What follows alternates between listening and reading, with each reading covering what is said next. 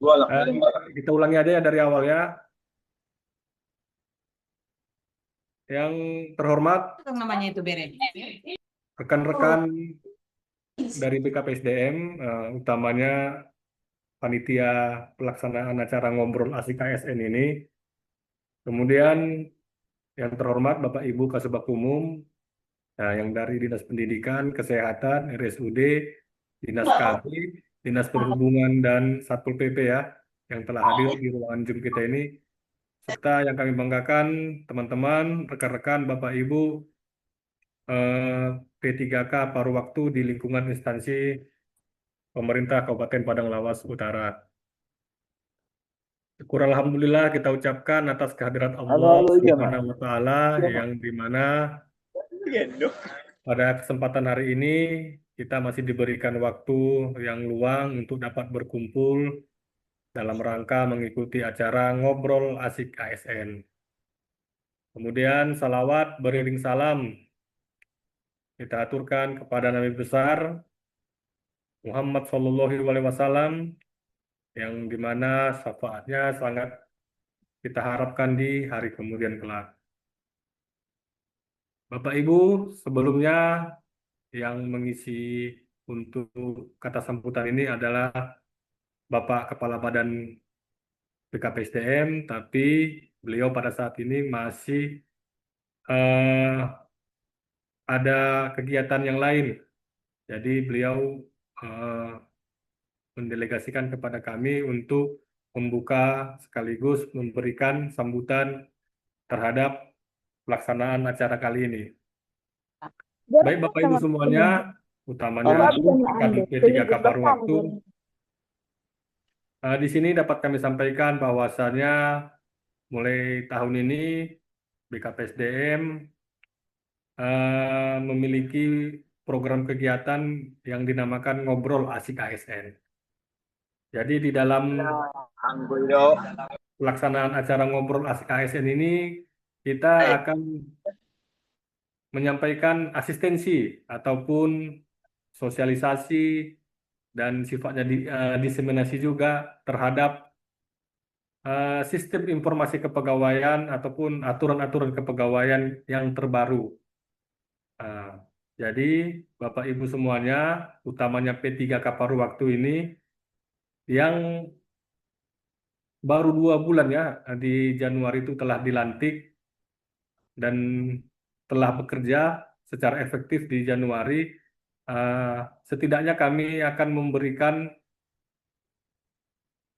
di ngobrol asik ASN ini ada 3 hal yang akan disampaikan dan di asistensi. Mungkin saya share screen dulu pemaparan dari Kaban BKPSDM.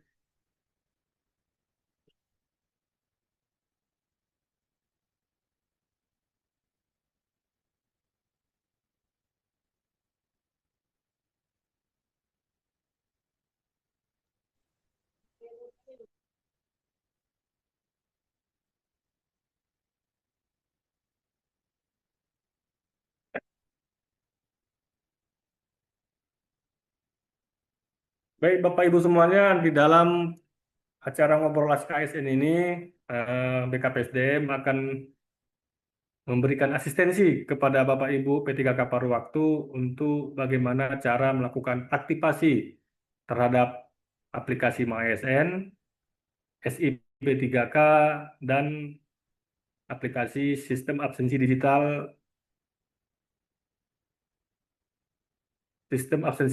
yang ada di BKPSDM Kabupaten Padang Lawas Utara.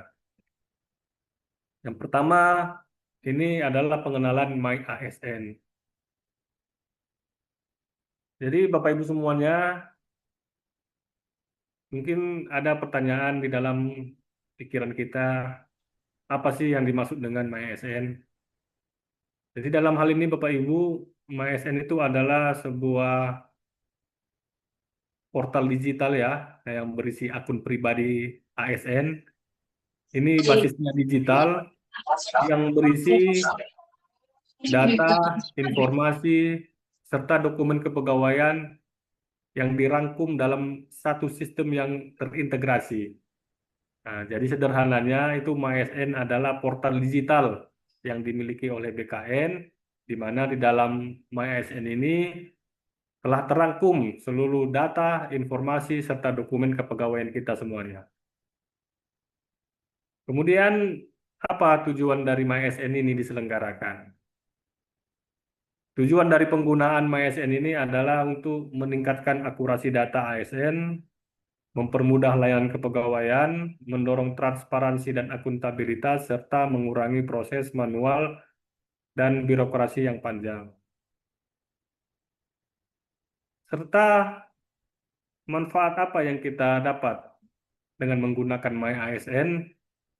MyASN itu bisa membantu P3K paruh waktu untuk mengakses dan memastikan data kepegawaian secara mandiri, mempermudah layanan administrasi, serta menghindari kesalahan data yang dapat menghambat proses kepegawaian.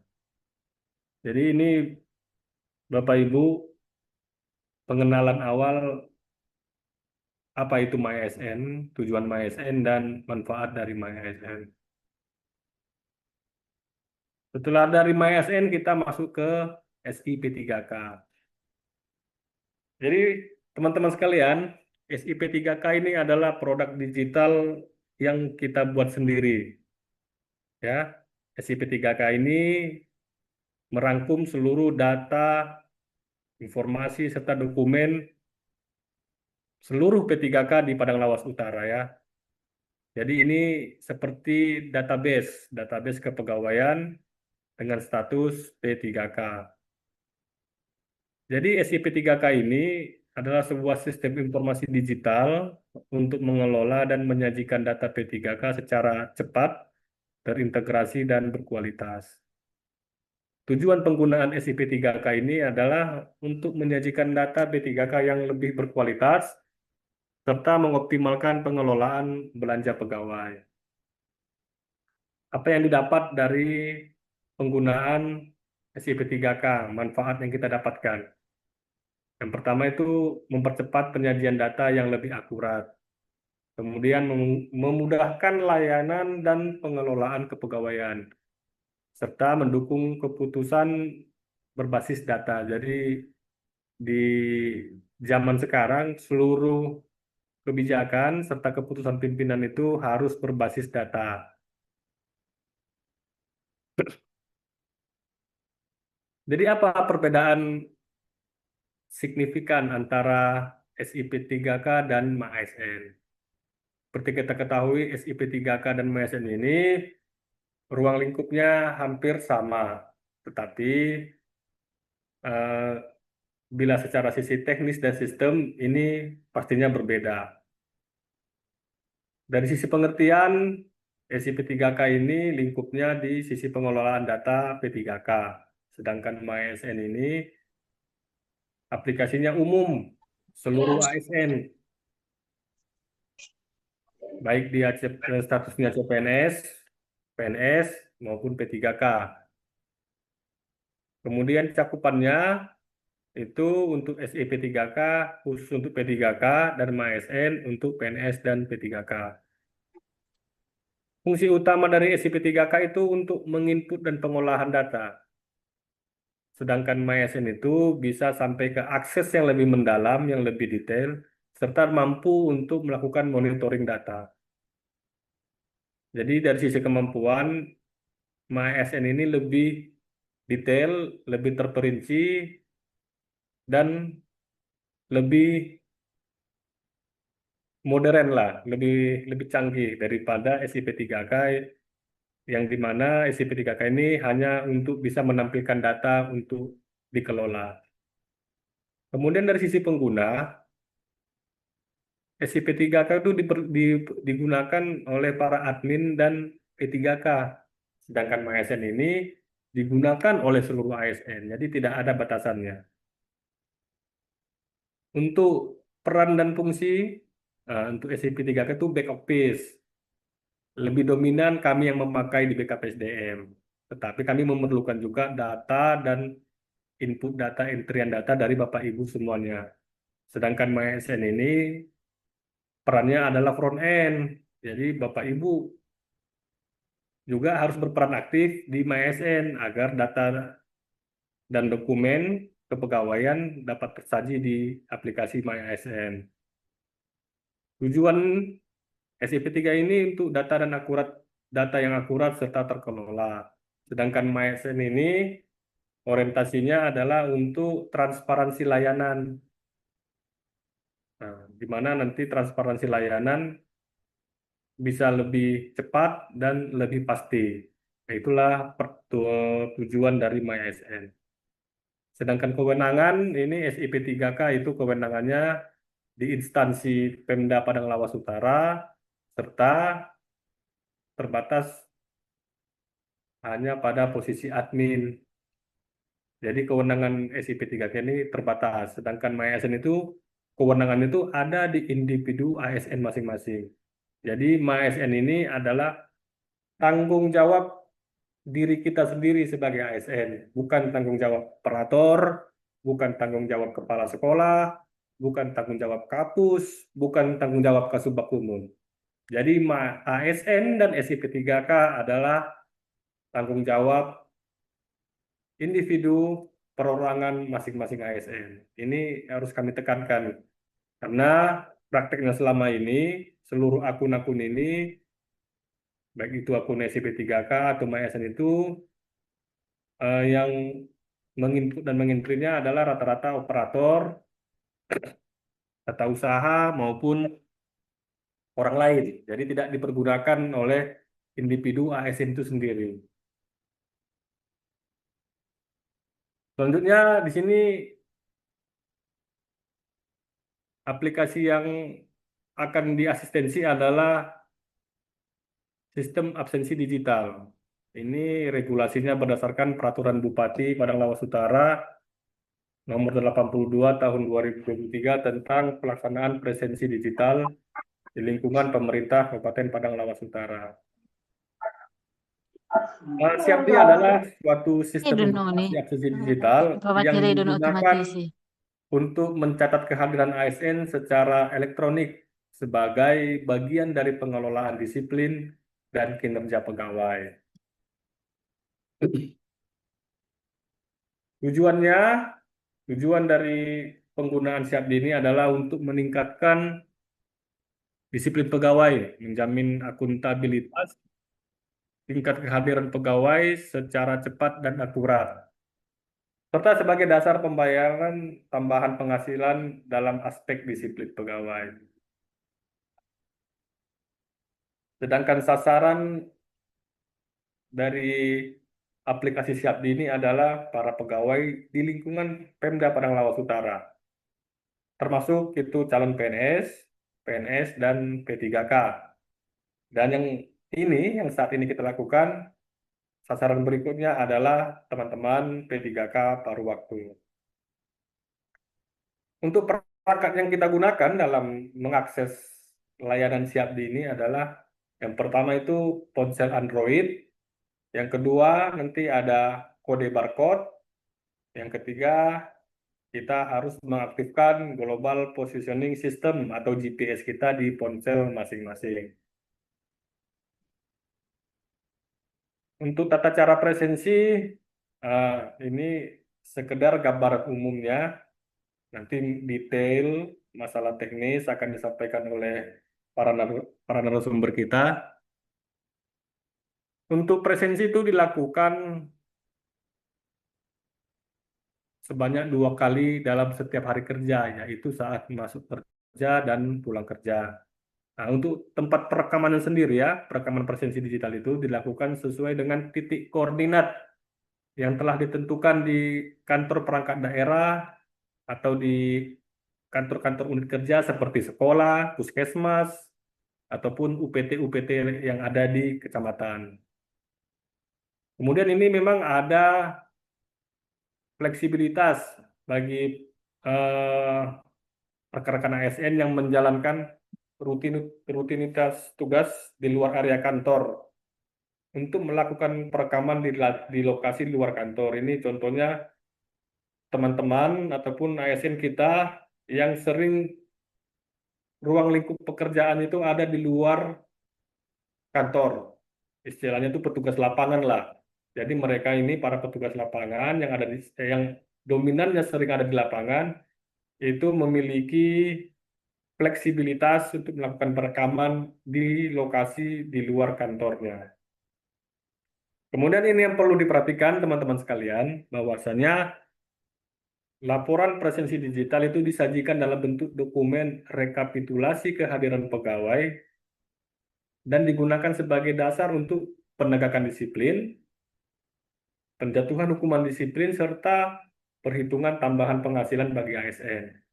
Dan ini yang perlu diingat dan dicamkan.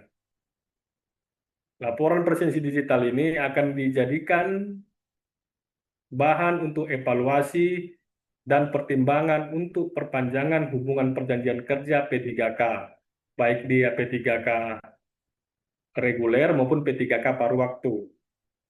Jadi dokumen rekapitulasi kader ini menjadi bahan kami BKPSDM dan pimpinan untuk pertimbangan perpanjangan kontrak berikutnya. Untuk sanksi ini sudah jelas ya, bagi aparatur sipil negara yang melanggar aturan presensi digital itu dikenakan sanksi kode etik dan hukuman disiplin. Akun pengguna terlibat dalam manipulasi data ataupun perbuatan curang, ya ini kadang kita temukan di lapangan adanya titip absen istilahnya ya. Nah, ini dikategorikan sebagai perbuatan curang, itu bisa diblokir akun penggunanya. Kalau sudah diblokir berarti kita sebagai ASN akan rugi sendiri karena rekaman presensi kita tidak dapat dilakukan karena akun kita diblokir disebabkan melakukan manipulasi data atau perbuatan yang curang.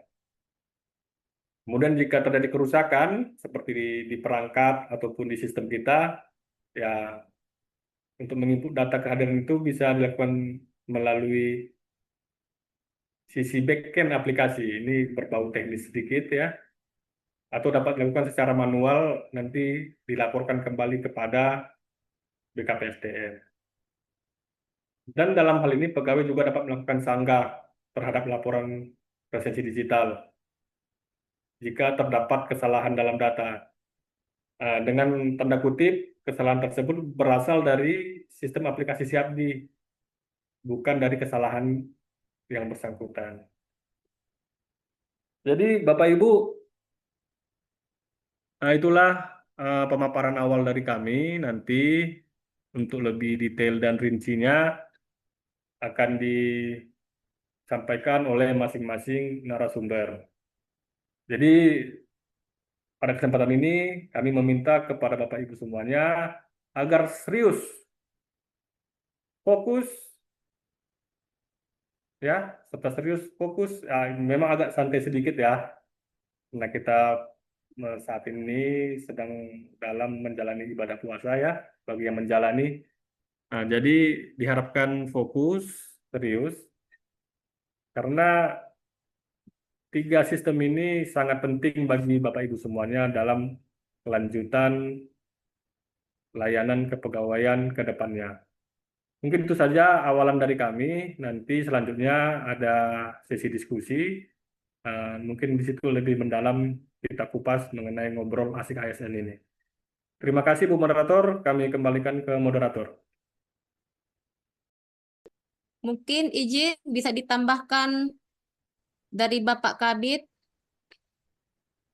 Baik, mungkin bisa diulang lagi tadi Bu Rini pertanyaannya tadi ada tamu sebentar. Pertanyaan saya tadi kan Pak mengenai absensi digital. Nah, saya dengar tadi di situ Bapak bilang untuk kehadiran ini dapat menjadi tolak ukur memperpanjang SK kontrak mereka bekerja. Nah, apakah ini dapat seandainya mereka ini tidak hadir, apakah Siapdi ini kalau dia terlambat bisakah digunakan apakah bisakah kita menggunakan Siapdi ini di luar jam waktu tepat waktunya itu? Itu yang pertama. Yang kedua, masalah untuk cuti tahunan. Apakah berlaku bagi P3K paruh waktu ini mengajukan cuti, baik itu cuti tahunan atau cuti melahirkan? Yang tadi sudah disampaikan tadi Ibu Ito, berlaku bagi P3K di lingkungan Kabupaten Paluta ini. Itu aja, Pak. Baik, terima kasih Bu Rini ya, menambahkan apa yang telah disampaikan oleh Ibu Ito tadi ya. Yang pertama pertanyaan, bagaimana penerapan sistem absensi digital ya, utamanya tadi mungkin yang saya tangkap dari pertanyaan Bu Rini, yang pertama kita pastinya menghitung di rekapitulasi itu yang hadir, kehadiran ya, itu kuncinya. Poinnya pertama itu kehadiran. Yang berikutnya itu masalah terlambat, itu kan berarti tidak memenuhi jam kerja, tetapi status dia hadir. Jadi untuk saat ini, Bu Rini, kita masih menghitung indikatornya lewat kehadiran, belum masuk ke ranah terlambat ataupun pulang cepat. Jadi eh, istilahnya ini terus berkembang lah, terus progres. Eh, tapi untuk kondisi saat ini, tahap ini, untuk siap itu kita penilaian indikatornya masih dalam aspek kehadiran aja dulu, belum sampai ke terlambat masuk, cepat pulang gitu ya. Yang penting teman-teman P3K paruh waktu dalam melakukan siap ini jangan sampai lupa, sudah menjadi suatu hal yang biasa, menjadi kebiasaan. Jadi jangan lagi nanti ada alasan saya lupa Pak untuk barcode. Ya itu nggak alasan lagi karena kita sudah mensosialisasikan dari awal, sudah memberitahukan dari awal, sudah melakukan uji coba. Jadi untuk alasan lupa itu ya tidak ada lagi untuk ke depannya. Tapi untuk di tahap-tahap awal ini, sebelum ada penetapan resmi dari pimpinan ya, makanya kita lakukan uji coba terlebih dahulu. Itu pertanyaan pertama dari Bu Rini ya. Kemudian tadi masalah cuti ya. Cuti P3K paruh waktu itu sama dengan cuti P3K yang reguler. Pada prinsipnya sama semua. Jadi nggak ada yang dibeda-bedakan. Kalau ada yang mau cuti tahunan, silakan. Cuti melahirkan, silakan usulkan. Tapi memang belum tercover di sistem aplikasi CutiLink. Nah, saat ini kita sedang melakukan progres pengembangannya supaya teman-teman P3K paruh waktu dapat mengakses layanan cuti melalui aplikasi CutiLink. Untuk sementara mungkin itu jawaban dari kami ya Bu Rini. Terima kasih. Baik, eh, buat teman-teman semuanya, mungkin ini di sesi terakhir di Zoom kita kali ini ya. Kami coba merangkum seluruh pertanyaan, seluruh pemaparan yang telah disampaikan di ruangan Zoom ini. Yang pertama mungkin banyak pertanyaan yang disampaikan di kolom chat. Mungkin seluruhnya belum bisa kami jawab, tapi ada beberapa hal yang mungkin saya tambahkan dari jawaban yang disampaikan narasumber tadi ya. Contohnya ini ada 2 orang yang menanyakan sampai sekarang belum gajian ya. Mungkin ini dari guru. Untuk masalah gaji mungkin langsung saja Pak berkoordinasi dengan Dinas Pendidikan apa yang menjadi kendala dan hambatan karena di OPD-OPD yang lain teman-teman P3K paruh waktu yang lain itu sudah menerima gaji. Jadi mungkin ini masalah teknis saja di Dinas Pendidikan. Untuk kapan pembayaran gajinya langsung saja ke Dinas Pendidikan. Selanjutnya mungkin ini hanya memberitahukan poin-poin pertemuan kita kali ini serta mempertegasnya. Yang pertama, di sini kami minta kepada teman-teman P3K paruh waktu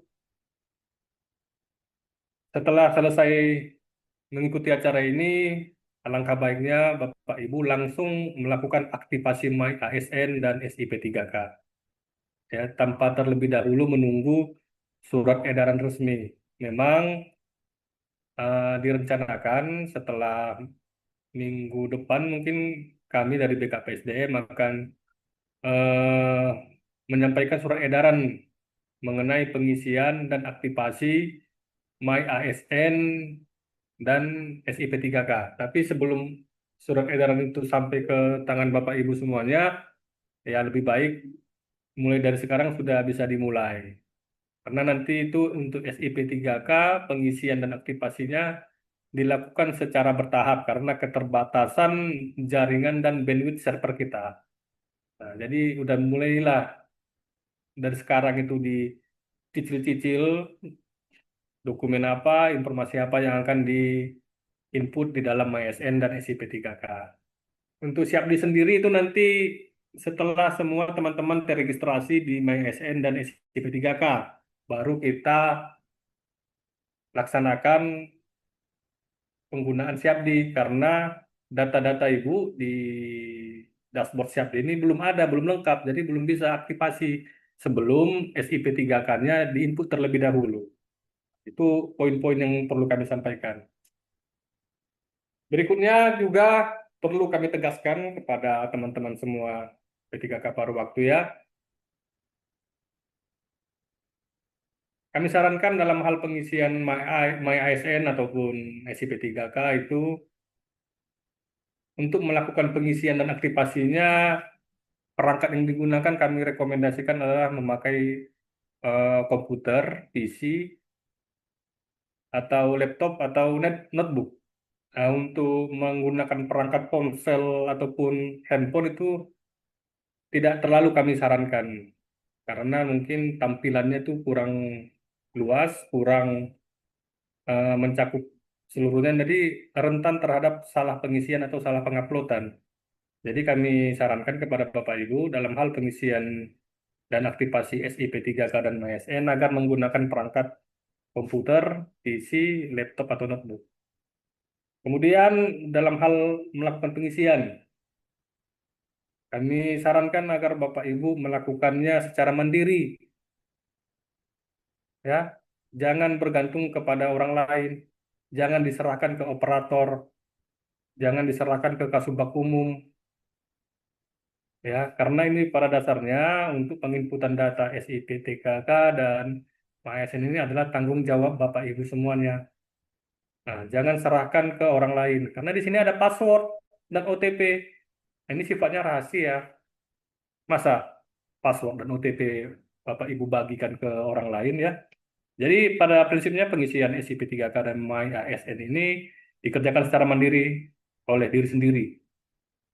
Ya, kalaupun Bapak Ibu ya banyak yang mungkin perangkat laptop tidak ada gitu ya, ataupun agak kurang mengetahui lah mengenai mengoperasikan sistem informasi, mungkin bisa meminta tolong kepada anak, rekan kerja, suami ataupun istri yang bisa mengerjakannya dan tetap didampingi.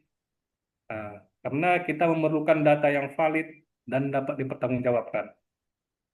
Itu penekanan-penekanan kami.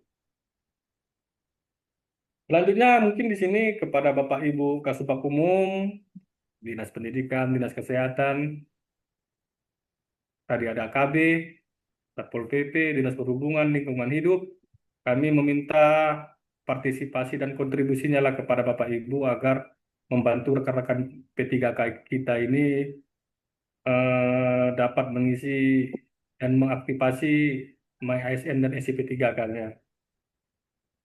Ya, kepada Bapak Ibu Kasubag Umum kami mohon untuk eh, memfasilitasi ataupun memberikan bantuan kepada teman-teman P3K paruh waktu untuk melakukan pengisian, utamanya untuk ketersediaan perangkat. Ya, seperti kita tahu bahwasanya tidak semua memiliki laptop ataupun komputer. Jadi itu yang ada di kantor. Jadi mungkin bisa dikoordinir lah kepada Bapak Ibu Kasubag Umum atau Kasubag Umum Kepegawaian. Mungkin itu saja penyampaian penutup dari kami. Eh, Mudah-mudahan acara kita ini dapat berkelanjutan ya, dan seterusnya menambah ilmu, menambah wawasan bagi kita, utamanya pada aspek sistem informasi kepegawaian. Semoga apa yang kami sampaikan pada hari ini dapat bermanfaat dan memiliki faedah bagi kita semuanya. dan untuk masyarakat Padang Lawas Utara. Mohon maaf atas penyampaian, serta hal-hal yang tidak berkenan. Kami mohon maaf ya dari BKPSDM. Akhir kata, wabillahi taufiq wal hidayah. Assalamualaikum warahmatullahi wabarakatuh.